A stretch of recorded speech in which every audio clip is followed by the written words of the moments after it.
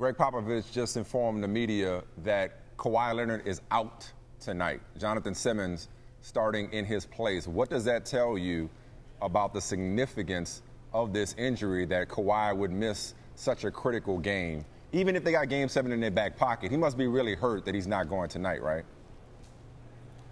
Absolutely. And if you look at the landscape of the NBA over the past 15 to 20 years, the San Antonio Spurs were one of the first franchises who always played it safe as it related to making sure players got their rest, making sure players weren't out there on the floor that were hobbled. And we saw Kawhi continue to play, and he clearly wasn't himself. They know they have a Game 7.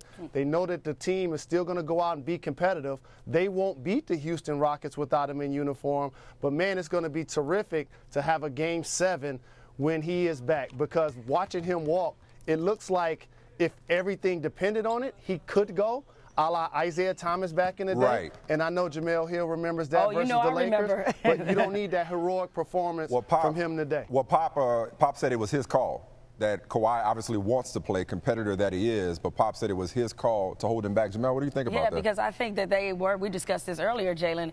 I think that Pop was going to try to take the short-term view and the long-term view at the same time. They're thinking we have Game 7. And, look, I know it's dangerous. I think that's part of it, because I've got to think that if he were completely uncompromised, and I don't think he is, I would think that he would play. But I think he's also looking ahead a little bit and saying, okay, if we have 50% Kawhi now, but we could have 70 or 80% Kawhi for Game 7, that might be the more important battle to pick. Jalen, I think this is about the Spurs culture, as in they practice during the regular season, and even you saw it in the end of the fourth quarter and overtime in Game 5 on the road when they could have lost that swing game. They're so accustomed to playing everybody and having contributions from everybody and next man up mentality, until I think Kawhi just can't go. They still have every design on winning this game, but he can't go tonight. I don't think Pop's thinking about Game 7. He wants to end this now, but Kawhi just can't give him anything more than what he thinks he can get from Jonathan Simmons and others playing more minutes in his place. Where you stand on this? I agree with both of you guys, and here's another way to look at it. First off, the San Antonio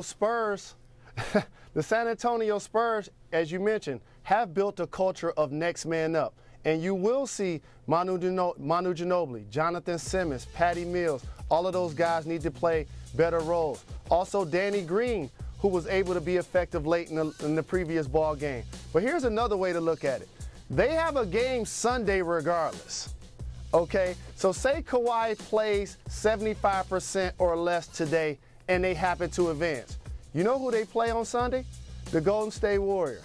And all of a sudden you got Kawhi Leonard going into that series not 100% because you played him today, and before you know it, you look up and you're down 2-0 and he's still not feeling as well as he could. So I like the call by Pop.